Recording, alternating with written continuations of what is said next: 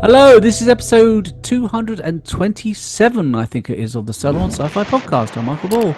I'm joined once again by my two very faithful co-hosts, Martin and Malcolm. Hi guys, how are you both doing? I'm good. Good.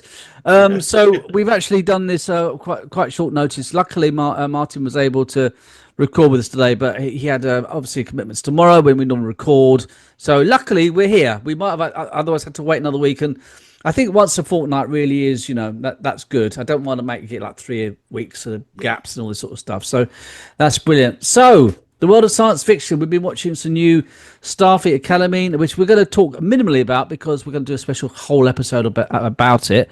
Now, Malcolm, you've seen them all. I've seen them all. At the time of recording, 5 episodes have been released. So Martin, you only see the first 3? I've seen the first two. I've been the first watching, 2. That's all you've seen. I'm gonna binge watch the. So, have you heard anything about the? Yes, I have. Yes, I know about the Klingon and then right. Benjamin Sisko. All right. So I tried to avoid it, but I couldn't. Yeah. All right. Well, it was splattered everywhere. It was even coming up on my bloody phone. Did you hear about the glitter puke? No, don't. It's Monday. For God's sake. Tell me about glitter puke then. Right. Well, no, it's a character, Darren. Apparently, he was allergic to bananas or something, and because he's an alien, he ate a banana because he was being pranked. And then, when he was sick, this glitter came out. Very, very tough stuff. It was at that point where I thought that, after sort of episodes 1 and maybe 2, the series could have gone either way. It could have been quite good, or it could have just been crap. My opinion is dropping. The glitter puke kind of fucking sealed its fate. It's literally gone. Okay, they've gone the wrong fucking way. It's going to be real bullshit. I'm afraid I'm starting to think that. I read online that apparently it's doing quite well. Now I don't know. I've not heard that. This was from one of these sci-fi stuff. I forgot. I did. It's not. I've only seen 2 episodes. So. Yeah. I saw a feed where one guy went, "Well, it's the number 3 streaming show on the Paramount network," and then posted a picture of the outline, and then someone else posted a picture that showed it wasn't even in the top. Yeah. The first couple of weeks it was. Posted it it's not even hitting the top 10 now. The first couple of weeks it did, and it's just like it's getting further and further behind. I think after 5 episodes, people start to think, well, look, yeah, it's this. Because we were pretty positive in that first week that we reviewed it, but I'm starting to think, nah, I'm not sure if this is going to be very good. Not really. It could have been good.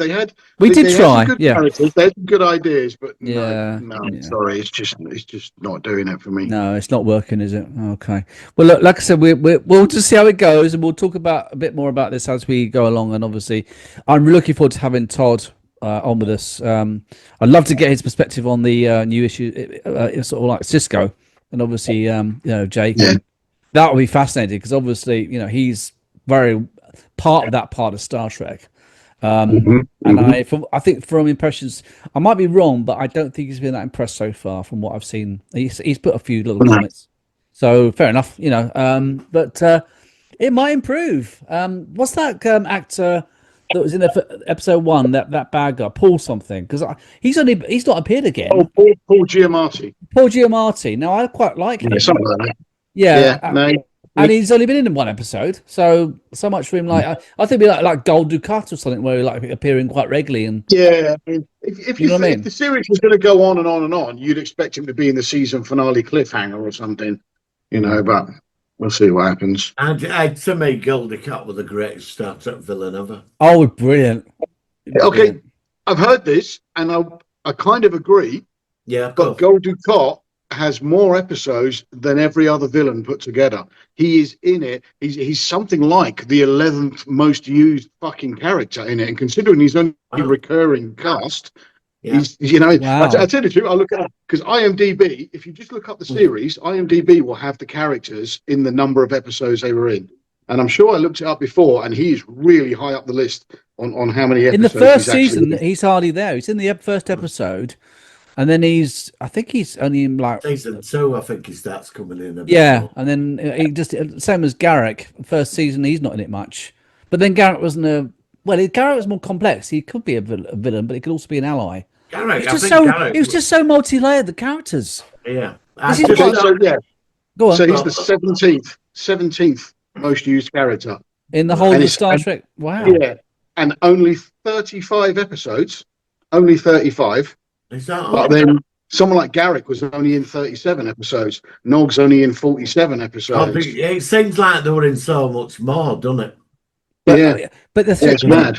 But when you think about the Academy show and you think how multi-layered Deep Space Nine was, and people are saying, look, don't start talking about Cisco and Jake Cisco and starting to sort of like dent their sort of like very important presence in the Star Trek universe. Don't use our legends to float your ship. So, basically. Yeah. do we see Cisco in this? I've seen the. We're not going to tell you. No. You're not going to tell. You can tell me about the Klingon, though, can't you? Yeah. Well, what's to say about the Klingon? Because I read an article on the Klingon, dude. What is it? What did you hear about the Klingon? Let's get from your perspective. What have you heard? Well, like I've got to be careful how I say this. There were some complaints. There were some complaints who were in a dress, a skirt. Yes. Yeah. Yeah. But then somebody counter-argued with it, which they made a very good point. In the Next Generation, First season, in the first season, they were wearing skirts. that's what they're saying. I mean, I'm only going by the criticism. I'm not bothered. Until I see it, I can't make a judgment. Yeah, Picard wore a dress a couple of times. The first season dress uniforms, literally for Next Generation, they were like dresses. Even Worf said that in one scene. They look like dresses. The white dress uniforms you see later on, I think they still have trousers, but I think that's still in as well. The white, I used to have a white uniform. Oh, the white dress uniforms from like Yeah, they look really cool. I like that. I went to this. I went to this event in it, and somebody said I looked like a waiter. So you both spoke at the same time. Then let's hear Martin, then we'll hear Malcolm. What did you say first? I had the white uniform, the white top. Did you? I've never been into all the dress white thing, and I went to this do and I wore it, and somebody said I looked like a waiter. What were you going to say, Malcolm? Oh, I was just saying that I think the insurrection. I think that one's a dress as well, but I couldn't find a picture of it when I was looking, and I couldn't be asked to go back to the episode and fast forward and look and see what they're wearing.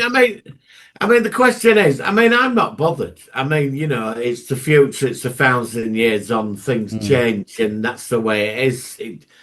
But I've read quite some negative comments, and I think it's a bit unfair. It's just what it is now. It's just people doing their old hate stuff. Well, there's a lot. I remember back in the 90s, David Beckham famously was seen on a beach wearing one of those sarong wrap skirt things, and everybody thought he was fucking genius because it was David Beckham. Whereas now it's something to leap on and fucking complain about, isn't it? I agree with you, Matt. I think today people say something that it's like comedy. They don't approve of it, and they're all jumping on it. Yeah. Change the subject. Stereotyped as something. Changing the subject. Episode is what it is, and that's it. I was going to say, change the subject for while I remember. Axanar is about to be released, by the way. It's going to be released. It's countdown to Axanar, Martin. We might get yeah. No. Yeah. The trouble with Axanar. What? The trouble with Axanar, though. Go on, Malcolm. They've been releasing little sort of 5-10 minute films for years. I don't know if you've seen one, but the point being with the Axanar is the huge list of famous people that were going to be in it, that were being interviewed in that kind of interview prelude to Axanar thing, that were in it, that now can't be in it because they're all fucking dead. Yeah. Yeah. I sent them 15 quid. I sent 20 quid. We've been talking about this, Martin, for 6 years on the podcast. Where's our yeah. And I never got my free fucking patches. Sorry for sweating my patch. If we're going to give you a patch, I never got. And it's like I still see on like YouTube the banner says, countdown, like Axanar update, and it's like it's got the ship on there, and like it's been about 10 fucking years. How? You want to get him on? Fucking hell! They could do it. Do you want to get him on? Do you want to get him on? No. Well, I get my 15 quid back. No. Well, if he pays me back, 5-10 minute clips they've been doing, they can't release anything anyway because CBS rules don't allow for it now. They can't do a film of it. They can't No. release anything that's So more than what sort they're of 4 or doing 5 then? minutes longer. What they're doing? Well, I don't know. I think he's just going to sort of stand in front of the green screen and scratch his ass or something. I don't know. He's been doing that for the last 15 years. Look, we could get him on and say, look, can we have No, because I'll be saying, look, can I have my 20 quid, please, mate? Which Yeah. I gave you in like Yeah. 2015. You owe me 20 quid. No, I don't know. He's slimy. I don't want that. I don't want that guy. I'm sorry. So maybe I shouldn't say that, but he's. No, I don't like him. I'm sorry. And it's all crap, isn't it? I mean, how And long if does you it take? pay I us mean, our money back, we might have you on. yeah, but why does it take so long to do? What to have the actors standing there saying, "Oh, Shields at 30%, Captain," or whatever, and like, no, Did you ever get a patch? no, I've got jack shit. I didn't get me patch either. No, all I've got is Axanar updates for the last 25 years, and you know. Anyways, There's a valuable lesson to be learnt here, gentlemen. what's that? Don't throw Don't money give him at money. morons. Yeah, steer clear of Kickstarter and anything. I saw that 10-minute thing they did Yeah. of it. I remember Star Trek Continues. Well, you know what we think about them? They're fantastic. Fantastic. And Absolutely when I saw fantastic. that Axanar 10-minute clip, I was totally blown away. Oh, I'm sorry, but Star Trek Continues is just the him definitive fan series. Yeah, and within 1 hour, I sent him 15 quid. I did as well. 1 hour of saying that. I did. Yeah, I paid. I can't believe I did that. Axanar are about half an hour long. What was that? I can't remember that. Prelude to Axanar, wasn't it about half an hour? I can't remember. It might be 20 I haven't seen it for so long. But I know that it's now limited to. Is it 20 minutes for? Maybe it's longer than that. I don't even think it's that. I think they get about 5 now. Oh, it's 21 minutes long. Oh, okay. But I'm just glad that Continues managed to. They wanted to do another 1 or 2 more episodes. I can't remember what Vic said when he came on. Now it was a long time ago we interviewed him, but they got most of the series. But he did got most of it out, and it really does. Go on. They finished, but didn't they finish anyway? For other reasons, it wasn't CBS that killed them. They finished for other reasons. I think they were pressured to finish slightly earlier. I've got the feeling they were going to do 1 or 2 more. I think they did most of it, but they wanted to do another couple of stories. Fantastic final episode. Oh yeah. Nicola Bram. I've only ever seen the first episode, one of the ones in the middle, and then the final 2-part one they did was fucking brilliant. Malcolm, you should really watch them. They're really, I mean, they're well worth it. Seriously, I know that it's obviously the original series, and it's not everyone's favorite Star Trek series now. But if you like TOS, and I like TOS, it is. Yeah, I think they did a fantastic job. Look, Star Trek Continues. Someone else did quite a good series as well. New Voyages, Phase 2. Yeah. With the guy that looks like Elvis. I like Phase 2. Yeah, Phase 2 is pretty good. I prefer Continues, but Phase 2 is pretty good too. Yeah. Absolutely. All right, guys. So that's obviously Star Trek at the moment. So again, we're talking about everything actually, what's the word? Genuine stuff. It's all the fan stuff which we prefer, apart from Axanar, because, like I said, by the time it comes out, I'll be claiming my old age pension. So I'm not going to do that yet. So we want to do Fallout season 2, but we're going to watch it next week. So when we review it, when we come back to do the next recording, I saw Greenland 2. I really enjoyed watching that tonight. Let me know what you think about that, because I love the first Greenland, and I'll I think drop you a message after watching. Yeah, I think it's a fair sequel. I'm really glad they did that. I'm gonna have to try and watch the first one. Yeah, I liked it. I don't know, Malcolm. I thought it was pretty good. It had that. What's the actress who's in Firefly, and she was also the baddie in Stargate SG-1. Is it Vala? Not Vala. Vala's mum. Yeah. Before we move on, I don't know the name of this, but a few years ago, they only made 2 seasons of it. It was about an asteroid coming to Earth, or a comet. And it were all set around like rich people and the government and all it. And everybody was screwing each other over. It was a bit of a comedy as well. Oh, okay. And there were a clocking corner going down. Yeah. And everybody's freaking out. Oh, that sounds quite good. And all the rich people, they build an ark to orbit the Earth and land again. But that's meant to be for all like the science, But all the rich people hijack it and go off into space. And the moment the asteroid is going to hit the Earth, it parks itself in orbit, and that's where it finishes. Because they think that it slows down and it's a big, massive alien spaceship. Oh, it's an alien, so it's not a genuine. Well, that's where it finished because it parks itself in orbit, and they were all shitting themselves, and they never renewed Oh, the what? season. It's not called Arc 2, is it? That's something different? I don't know. I forgot what it. I saw it a few years ago, and I've never forgot. It's quite funny, but it's every bolt human race screwing each other over it. But it's they keep thinking it's an asteroid or it's going to It's hit not. and it Okay. don't. It parks itself in orbit. It's an alien spaceship, Oh, okay. That sounds good. Not heard of that one. which is quite clever. But I forgot what it's called. I'd like to cover that at some point. Well, I mean, comedy and sci-fi don't always work. Guess what? We're talking about a comedy-based sci-fi sort of film tonight, aren't we? Or today. So this is going to be an interesting perspective. So, do you want to have, I mean, what time is it? We got time to go into the focus of the week, or what do you two want to do? Should we go straight into it? Because I think it's going to take 20 minutes to sort of talk about it. All right, so let's go into our focus of the week. Here we go. It's the Solar Sci-Fi focus of the week.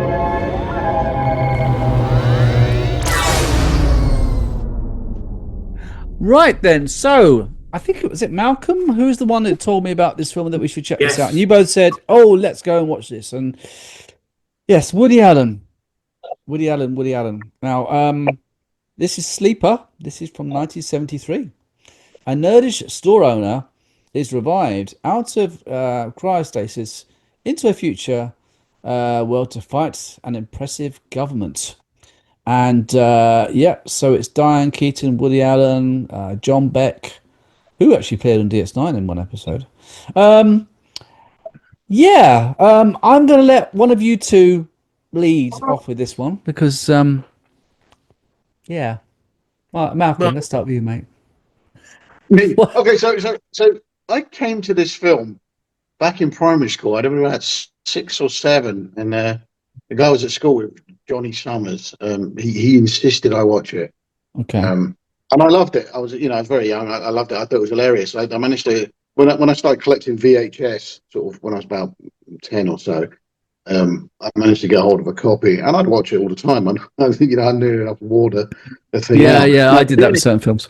To be honest, when I recommended it, I haven't seen it for like 20 odd years. I remember the scenes that are funny, and there are bits in it that still make me chuckle, but not nearly as much. It is dated, to be fair. There are funny bits in it. It's not as funny as I remember it, but then I was quite young at the time. And and you've also got this kind of thing that you don't really want to put any money in Woody Allen's pocket anymore either, to be fair. But I still remember it fondly. It was still It's, good. yeah. The dog still makes me laugh. Ruff, woof, woof. I'm Rags, woof, woof. All that kind of stuff's very funny. But then you've got the very obviously gay Jewish tailor robots in it as well that just would not fly today. That's going to be that sort of humor is not going to sort of No. And I think the film is probably better more for Diane Keaton's performance than Woody Allen's. I mean, he is good in it when he does these kind of. Are you a Woody Allen fan, just generally? Do you know what? Right, this Take the Money and Run and Play It Again, Sam, are very good. I don't really like much of anything else. When he's doing this kind of neurotic character, is when there's been a cartoon series back when we were kids called it was about the Tasmanian Devil. One episode of that where there's a Tasmanian wolf, and he's the last of the Tasmanian wolves, and that wolf character is based on the Woody Allen neurotic, my analyst and all this kind of stuff, and it was funny as fuck. To be fair, the jazz music, kind of Benny Hill style run around things it was an odd choice, but somehow it works, and that's Woody Allen himself playing those jazz bits. Because he's a musician, isn't he? Along with something or other ragtime orchestra or something, but it's him that's written. I know he did the music. I read it. He said that he did the music for the film. Yeah, the sets on it for basically for a low budget sci-fi comedy, the sets are pretty good, to be honest. I think the house where it's filmed, that's real. It's a real house of someone else. Okay, it's up on the mountain. Yeah, it's an actual house that someone owns. That house has been used in so many science fiction stuff. Yeah, you get certain sort of locations which often feature again and again as a sort of sci-fi. I don't know why, I but was they just trying seem to to look it choose up it. before I came, but I have a suspicion it was built for this film and then sold off afterwards. Oh But wow, I'm not that's interesting. 100% on No, but that. it's possible. Okay, that's interesting. So Martin, obviously you saw it as well. What did you think about it? Well, Do you? a couple of interesting factoids. The computers, they were in Battlestar Galactica time tunnel, all that. Okay, Yeah. The computer banks, yeah, you recognise them. I didn't, but yeah, okay. Now that now you told me, I would have looked out for them. The voice that's the computer is Hal. Oh really? Yeah, with the nose, it's computer. Okay. And Joel Schumacher worked as a costumer on the film before he became a director. Yeah. So I mean, what do you think about this civilization? So it's a sort of repressed And civilization. look, Woody Allen for me is well, I'm not a fan of Woody Allen. It's a weird one for me I've because never been a fan of Woody Allen personally. Yeah, Sleeper were made when they made all the dystopian movies, and he was taking the piss out of them. Yeah. That's what it's all, and I found that society. We're all quite, but I can't stand Woody Allen personally. Yeah, do you know what? And this is what I don't felt know bad what about. it is I've about never liked the guy. I don't know what it is. I mean, I wonder whether it's my humor or something, but he's just got a face you want to slap. It's just like, I don't know what it is about him. Yeah, just something but- about him. Just fuck off. Just go away. Well, I think he's still He an did entire three career on that. films. Yeah. He did 3 films that have gained sort of cult status. This, the one about sex. Do you remember that one? Is it Meaning of Life? Yeah. Was that? No, I don't know. With the No, big that was massive. That was Monty Python, wasn't it? Everything you wanted to know about sex but were afraid to ask? Oh yeah, that's rings a bell. Thinking, Yeah. there's that, and there's one called Yeah. Bananas, which is sort of funny. Right. Yeah. He But did the two rest others. of it- Like I said, play it again, Sam. That's kind of a. He talked not to seen Humphrey that. I've Bogart, not like, seen in it. that. You know, I recall that being quite funny, but it might Yeah. not be now.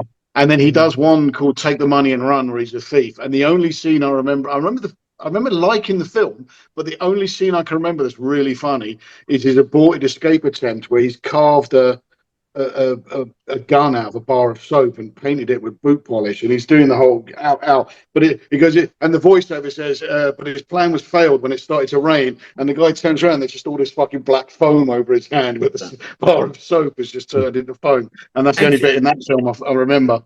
I find Woody Allen's earlier stuff, when you were a student, he was sort of popular. Oh, okay. He reminds me of that time. I saw it when I was a kid. It was on BBC. And then years later, when I was in like my early 20s, he were on Sunday night with the director, Alex Cox. Oh yeah. And Yeah, that's when I was older. I got to Video watch drone it. or something. A Video movie drone was drone, it? yeah. Yeah, video drone. Movie Yeah. drone. Yeah. And I watched yeah, it on movie that. drone, And I thought it was funny. And I've watched it for the first time in 25 years over the weekend. Mm. And I couldn't stand the bloody film. Oh God, I felt the same. Oh, sorry. I'm sorry. Back then, I thought. Oh, I thought. Do you know what? I feel so relieved. I don't want to upset Malcolm. He's a nice guy. And I thought, I'm so sorry, Malcolm. Oh, I'm so sorry. I thought it was a steaming. It's fine. Like I said, if I'd have seen it now, like you guys have, I probably wouldn't have anything like. No, but you got the sentimental thing of when you were growing up. Yeah, I understand. I didn't find it funny at all. But you're right. Even now, it was kind of a hard watch. I mean, I knew what happened. And like I said, there are some funny scenes that are still funny to me. But yeah, it is a hard watch. I don't know. I mean, I get it, what he were attacking and having a go at the time. I can see why it was funny when you had Rollerball out and Soylent Green. Yeah. Well, at the same time, and you've got this like comedy, it's like having a go, because it were all very dystopian films at the time. And that were thing, the future and the 2020s, and he did this thing about this like dystopian government and the cloning the leader's nose. And when I watched it, found it very hard to get through this film. I don't know why. I just did. And I was getting annoyed. I was like, when I sort of went back to Tin Man, and then like after the first episode, I went back for another half an hour of it. And I thought, when is this finished? There were moments where I did laugh. Like, I recognised the house, the computer. Yeah. There were things, because I'm in the sound, I picked up on. But I can't stand him. Yeah, I'm the same. Diane Keaton's marvellous, but I cannot do No, with she was him. okay. I think what she in her film, I thought her bits were pretty good. I do like the nose that got squashed under a steamroller, what it was, the DNA Yeah, for the yeah. nose. And I quite like the beginning where he pretends to be a robot and he puts like this thing on his mouth and everything, like the picture behind Yeah. him. But yeah, I'd say that there were some small moments which I thought, yeah, this bit's quite good. This is all right. But for the most part, it was the Woody Allen factor that I just thought, oh, fuck off. Just fucking just walk off a cliff and die, and that's the end of the movie. I just don't care. Just fuck Yeah, off. that's You know what what I I mean? felt like. You know what I mean? That's what I felt like. That I thought I can't. I forced myself through it for this. We did this for you, Malcolm. Yeah, no, it's fine. And I much appreciate I'm that. sorry, Malcolm. I Like, feel as terrible you say, now. seeing things like the scene at the beginning where we've got these old relics and we want to, and he's obviously filling them full of shit about what these relics are, and it culminates with the whole Playboy thing, and he goes, I'm going to take that away and give Yeah, you a full report yeah. later on." When I was a kid, that scene was funny as fuck. Now, I mean, all right, I knew what was happening, but now it didn't have nearly as much charm as it did when I was younger. Yeah, no, it was certainly interesting. I mean, this does have quite a big cult status, isn't it? I mean, how is it? I know, sir. Yeah, I think so. So Yeah, is it yeah, still? massive. It's got a lot of people who are big fans, basically. Yeah. Yeah, it's weird though. I think, like with Woody Allen, I think with Woody Allen, I think there were like a generation that were into him, say like our parents when they were younger, when they probably saw it at the Yeah. cinema. He was It's always not on in the something background. I always used to see. You sort wouldn't of take your drums. kids to see that, would you? Do you know what I mean? Mid 73, like. I mean, I remember my parents saw it, but I never. To me, it was always like it stuck with their generation. I know it's got a cult following; it's very student type thing, but I don't. As a film, I don't think it's anything to be inspired from, and I can't stand him. Yeah, it's funny that because I was trying to think to myself, what is it about the movie that I'm not like him? And I think that I came to the conclusion that it was because Woody Allen was in a Woody Allen movie. And if it had been like Jerry Lewis or something, for some reason, it might have been better. I don't know what it was, but Yeah. something about Woody Allen is just a face I just want to slap. I've never seen any of his latest films. I have no idea. All I know is he's one of those. You see the sort of like film posters and things. There's Woody Allen names that you. And I've never thought, oh, it's Woody Allen. Oh, I wouldn't check that out. Never. He did Midnight in Paris, which was a time not travel seen it. thing, and I think he was directed it. But that was quite good because that was the only other science fiction perspective of what he's been involved with filmmaking. But There was Didn't he another. win an Oscar for Annie Hall? Didn't Annie Hall? I never saw Annie Hall. I never saw Annie I've Hall. never seen it, but I think I think that's a huge. That had a huge. I think there was another film out a couple of years later. It was similar to Sleeper. It was like it was this. I think it was European. This guy had woken up in the future and there were no men, Oh yeah. and it was just loads of women. Like he was only man in the world. It was So like he's got to repopulate the this. planet, basically. Yeah, Yeah. and that I found I've not seen it in years, and Jesus. I forgot what the film's called. It's similar to Sleeper. So what have you found out, Malcolm? Fucking Annie Hall did indeed win an Oscar. It won 4 Oscars. Wow. 4 Wow. Oscars. And then it got Yeah, but BAFTAs I've and never been a big fan of then Oscars. it got really? Most of the films have been Oscars. It's a huge, big industry backslapping thing. Yeah, really. I never watched those things like the Emmys, the Oscars. I think it's all bullshit. I've got no time for them because most films that I like are never getting any awards or anything. So I think, well, why should I watch? Just because you're asking some pompous twat going on about, I don't know, a drug dealer called Frank who, I don't know, falls down a cliff or something. I just fuck off. Changes his life. Yeah. I think the idea behind the Oscars is that it is people in the industry, like actors and all of that vote on it themselves. They get given the shortlist and they vote on them. If you're sitting on the board, and what have you. I'm sure Jennifer Lawrence did a really funny interview where her mum nearly said, a vote for her, and she went nuts. Some sort of story like that. I'll probably get it slightly wrong, but it was something along them, like how bad it is. But that's it. But the fact is, you think it's got integrity because it's the people in the industry voting it, but then when you look into it more, you realise that they are massively paid for their votes. I mean, just to have a seat at the Oscars, just when you go, that's like a £55,000. Yeah, it's ridiculous. Package that comes with a gift card. Holidays and all this kind of stuff you get just for going, just for being to actually be there, and sitting at the table, which gives more integrity to the people who refuse to go and refuse to be on it. I completely agree about that. All right, so we've only got a few minutes left, so let's just start to see whether, first of all, who would have this movie in their collection. No. Oddly enough, I still do. I still have it on DVD, but I don't think that DVD has ever gone in the player other than when I watched it for this. Fair enough. So yes, and it may well be a cold day in hell before I watch it again, to be honest. And I have to say I would not have this in the collection either, I'm afraid. Sorry, Malcolm. But all right, rating out of 10. Martin. Oh, you would have to ask me first. I'm sorry, I'm going to give it a 4.